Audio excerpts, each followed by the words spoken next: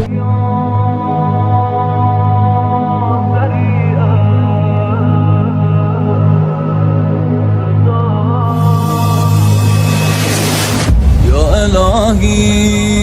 ایران میں ایک شخص تھا، کہتا ہے کہ میں آج سے تقریباً کوئی 40-45 سال پہلے کہ جب یہ لوگ حج پہ جاتے تھے تو گاڑیوں پہ جاتے تھے، ہم قافلہ کر کے بائی روڈ حج پہ جاتے تھے، تو ایران، عراق، اردن اسی طرح ہوتے ہوتے پہنچتے تھے سعودی عرب۔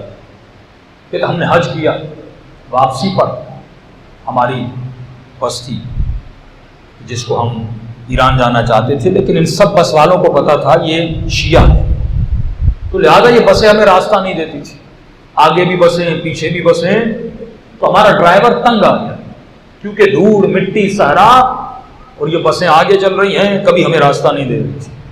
چلتے چلتے اس ڈرائیور نے اپنی بس کو صحرا میں اتارا، کہا کہ اب یہاں سے کچے سے جاتا ہوں، آگے جا کر پھر روڈ پہ چڑھ جاؤں گا، ان کے آگے آ جاؤں گا، لہٰذا اس مصیبت سے چھٹکارا مل جائے گا۔ کہ اس نے اپنی بس کو اتارا اور کافی دیر تک اس کچے میں چلا، اس صحرا کی مٹی میں گاڑی کو چلے، روڈ سے نیچے اترا، اور اس کے بعد یہ جب گاڑی کو روڈ پہ لانا چاہتا تھا اسے روڈ نہیں مل رہا تھا، مٹی دھوڑ اتنی زیادہ تھی، کئی بہت آگے گیا لیکن اس کو روڈ نہیں ملی۔ یہ پھر اس نے لیفٹ پہ لیا، روڈ نہیں ملی۔ پھر انہوں نے کہا کہ 15 کلومیٹر آگے جاتے ہیں، پھر 15 کلومیٹر پیچھے آتے ہیں، یہ بھی کیا، پھر بھی روڈ نہیں ملا۔ اب ہم سمجھ گئے کہ ہم صحرا میں گم ہو گئے، اور صحرائے عربستان اور اردن آپ کو پتا ہے، جب عراق سے اردن جاتے ہیں پورا یہ صحرائی موسم ہے، یا اردن سے جب عراق آتے ہیں یا کویت سے جب آپ عراق آتے ہیں، تو ہم پریشان ہو گئے، کریں تو کیا کریں، یہاں تک کہ شام ڈھل گئے۔ اب پچھلے زمانے کی گاڑیاں پانی پر ان چیزوں پہ چلتی تھی، پانی بھی ختم ہو گئے، رات گزری، پھر صبح ہوئی، پھر ہم نے وہی کیا اندازے کے مطابق، بھائی 20 کلومیٹر اس طرف جاؤ، 20 کلومیٹر اس طرف جاؤ، لیکن چل چل کے اب گاڑی بھی جواب دے گئی، اس کا پانی بھی ختم ہو گیا، اس کے اندر جو انرجی تھی وہ بھی ختم ہو گئی، اب لہٰذا ہمارے پاس بھی کھانا تھوڑا تھا، ہمارا کھانا بھی ختم ہو گیا، دوسری رات پڑ گئی۔ اب یہ شام ہونے کو ہے، کہا کہ اب سب رو رہے، کہ خدا اس طرح موت آئے گی کہ ہم صحرا میں مر جائیں گے، نہ کسی کو ہمارا جسم ملے گا، کون غسل دے گا، کون کفن دے گا، یعنی ہمارے جسموں کو صحرا کے حیوانات کھا لیں گے، کیا ہوگا؟ اتنے میں کیونکہ شیعہ تھے، امام زمانہ پر عقیدہ اور بلیو تھا، کہ انہوں نے نماز پڑھنا شروع کی، استغاثہ کیا اپنے آقا امام زمانہ سے، اور انہوں نے منت مانی کہ اے خدا اگر ہماری مدد ہو گئی، جس کے پاس اس پورے قافلے میں جتنا پیسہ ہے وہ نجف جا کے نظر کر دے گا، وہ اللہ کی راہ میں خرچ کر دے گا۔ کافی رو ہی رہے تھے، تو قافلے سالار جو تھے وہ کہتے ہیں کہ میری اچانک ایک کیفیت مجھ پہ طاری ہوئی اور مجھے بہت رونا آ رہا تھا، اتنے میں نے پتھر اس کے پیچھے گیا اور وہاں پہ میں نے دھاڑے مار مار کر رونا شروع کیا، جس طرح کسی کا دل ٹوٹ جائے اور انسان ضبط نہیں کر پاتا، یہ میری کیفیت طاری تھی، اور میں نے امام کو بلانا شروع کیا، مولا ان کی ذمہ داری مجھ پر ہے، میں ان کا قافلہ لایا ہوں، کیا ہوگا اگر یہ لوگ یہاں پہ مر گئے؟ اسی سوچ میں تھا کہ اچانک دور سے ایک گھوڑے سوار عرب آ رہا تھا، اس نے کہا شیخ گھبراتا کیوں ہے، میں تجھے راستہ بتا دیتا ہوں۔ کہ وہ میرے قریب آیا عرب، اور اس نے کہا کہ شیخ رو کیوں رہا ہے؟ کہ راستہ گم ہو گیا ہے، کہ اب اس راستے سے جاؤ، آدھے گھنٹے کے بعد تم اردن کے روڈ پر اور اردن کے بارڈر پر پہنچ جاؤ۔ اس لیے لوگوں کو آپ کو خوشخبری ہے، یہ عرب آیا ہے اور اس نے کہا کہ یہ راستہ آدھے گھنٹے لے کر جاؤ اور تمہیں بارڈر مل جائے گا۔ تو لوگوں نے کہا نہیں، ہمیں اب ڈرائیور پہ بھروسہ نہیں، اگر آپ کو زحمت نہ ہو اس عرب کو کہیے ہمارے ساتھ چلے اور ہمیں راستہ دکھلائے۔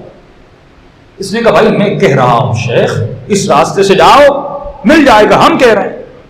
لوگوں نے کہا نہیں یہ شاید نہ مانے، آپ اس کو پیسے دو۔ سب نے رومال نکالا، تھوڑے تھوڑے پیسے جمع کیے، اور اس نے کہا کہ اے عرب یہ پیسے لے لو، ہمیں راستہ بتلا دو۔ اس نے کہا مجھے پیسوں کی ضرورت نہیں ہے، میں بتا رہا ہوں بھائی یہی راستہ ہے، جاؤ تمہیں مل جائے گا۔ یہ کہ ایرانی صاحب کہتے ہیں کہ میرے جیب میں قرآن تھی، میں نے قرآن نکالا، میں نے کہا علیک بالقرآن، آپ کو قرآن کا واسطہ ہے، آپ ہمارے ساتھ تھے۔ فوراً اس عرب نے کہا کہ شیخ لا تحلف بالقرآن، چھوٹی چھوٹی باتوں کے لیے قرآن کی قسمیں نہ کھایا کرو. یہ قرآن بہت عظیم چیز ہے. اتنی آسانی سے تو قسم کھا لیتا ہے, قسم نہ کھایا کر. لیکن کیوں کہ تم نے ہمیں قرآن کی قسم دی ہے اور ہم قرآن کا احترام کرتے ہیں, تمہارے ساتھ چلنے کو تیار ہیں. سب کو کہا بیٹھ جاؤ گاڑی پر, ہم گاڑی پہ بیٹھے, ڈرائیور نے گاڑی کو اسٹارٹ کیا, گاڑی چلنے لگی. اب یہ بھول گئے کہ اس گاڑی میں پانی نہیں تھا, اس گاڑی میں کوئی فیول نہیں تھا. یہ گاڑی چلی تو کیسے چلی, چلنے لگی اور سفر طے کرنے لگے. اچانک نماز کا وقت ہوا, اس نے کہا کہ شیخ گاڑی کو روک, وقت نماز ہے. ہم نے کہا ہمارا پانی ختم ہو گیا. کب وہ نیچے نکلے, ایک صحرائی پتھر تھا, اس کے پیچھے گئے. پتہ نہیں انہوں نے کیا کیا کہ شیخ اس پتھر کے پیچھے جاؤ, وہاں پہ پانی موجود ہے, تم سب لوگ وضو کرو اور اپنے برتنوں کو بھی پانی سے بھر دو تاکہ سفر میں تمہارے لیے آسانی ہو. کہ ہمیں سمجھ نہیں آ رہا اس صحرا میں پانی کہاں سے آیا. ہم سب گئے, ہم نے وضو کیا, پینے کے لیے پانی بھرا, اتنا گوارا پانی تھا. نماز پڑھی اور اسی کے پیچھے ہم نے نماز پڑھی اور اس کے بعد ہم پھر گاڑی میں بیٹھے, پھر گاڑی چلنے لگی. اب ہم نے گفتگو کرنا شروع کر دی. میں نے کہا کہ شیخ مجھے بھوک لگی ہے, آپ کھانا نہیں کھائیں گے؟ اس عرب نے کہا کہ میں روزے سے ہوں, لہذا جب وقت ہوگا تو میں اپنے وقت پہ کھانا کھا لوں گا. تو کہتے ہیں اسی گاڑی میں جب وقت افطار بھی ہوا, میرے پاس رومال تھا, میں نے کھانا پیش کیا. اس عرب نے کہا کہ یہ کھانا میں نہیں کھاتا. کہتا اس رومال میں ایک روٹی کا ٹکڑا تھا, جو روٹی میری زمین کی گندم سے بنی تھی. اس نے کہا ہم یہ ٹکڑا رکھ لیتے ہیں کیونکہ تم نے ہمیں کہا ہے جب وقت آئے گا ہم یہ کھا لیں گے. اب بھی مجھے سمجھ نہیں آ رہا. تو اتنے میں چلتے چلتے انہوں نے کہا کہ تم ایران کے فلاں شہر کے رہنے والے ہو. میں نے کہا کہ آپ کے فلاں شہر میں فلاں جو عالم دین خطیب آئے اس کی مجلسیں ہمیں بہت پسند ہے, وہ بہت اچھا ذکر اہل بیت کرتا ہے. فرمائے وہ کون تھے؟ وہ آیت اللہ وحید خراسانی تھے. تو میں نے کہا آپ وحید کی بات کر رہے ہیں؟ انہوں نے کہا شیخ عالم کا نام احترام سے لیا کر, لقب سے لیا کر, کبھی روکھا نام نہ لیا کر. آج کل لوگ جو علماء کی بے احترامی, مراجع کی بے احترامی کرتے آئے, یہ ضرب لگا رہے ہیں امام زمانہ کے فرمان پر. فرمائے جو ہمارا ذکر کرتا ہے اور پھیلاتا ہے, آغا وحید خراسانی کی تعریف کی اور کسی اور مجتہد کا لیا کہ وہ بھی آپ کا بہت اچھا مجتہد ہے. اتنے میں بھی مسائل پوچھتا رہا, مسائل بتاتے رہے. کہ راستہ قریب آنے لگا اور انہوں نے کہا ایک بات یاد رکھنا, تمہارے پورے قافلے کے لوگوں نے ایک منت مانی, ان کو کہنا یہ منت نجف میں پوری نہیں کریں. میں نے کہا کیوں؟ کہ کیونکہ انہوں نے منت مانی, ہم سارا پیسہ نجف میں اللہ کی راہ میں خرچ کریں گے. اگر تم نے پیسہ خرچ کیا تو آگے تمہیں مسائل پیش ہوں گے, تو ہم اجازت دیتے ہیں کہ اپنی منت کو ایران میں جا کر پورا کرنا. اب کہتا ہے مجھے یہ بھی پتا نہیں ان کو کیسے پتا چلا کہ ہم نے منت کی ہوئی ہے. اتنے میں گاڑی بارڈر, اردن کے بارڈر پہ پہنچی, رات کا وقت ہو چکا تھا. تو انہوں نے کہا کہ اب میں چلتا ہوں. میں نے کہا کہ آپ نے ہماری بڑی مدد کی, آپ رک جائیے, صبح ہم آپ کو خود آپ کی جگہ پہ چھوڑ کر آئیں گے. انہوں نے کہا نہیں, اور بھی بہت سارے اتنے آئے جن کو ہماری مدد کی ضرورت پڑتی ہے. کا اتنا کہنا تھا اور میری آنکھوں سے غائب ہو گئے.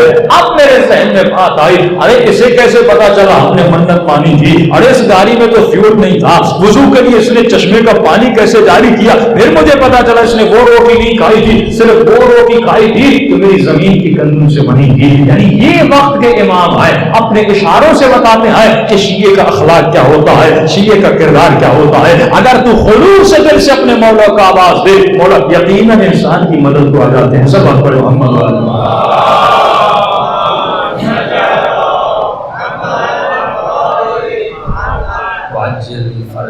گریا آقا حسین پر, یہ دلوں کو نرم کرتا ہے.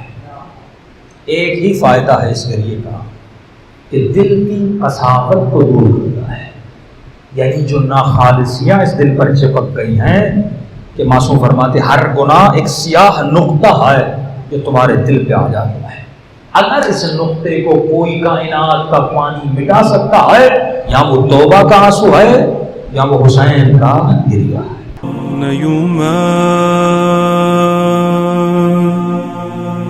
نذاریم دلم بمیره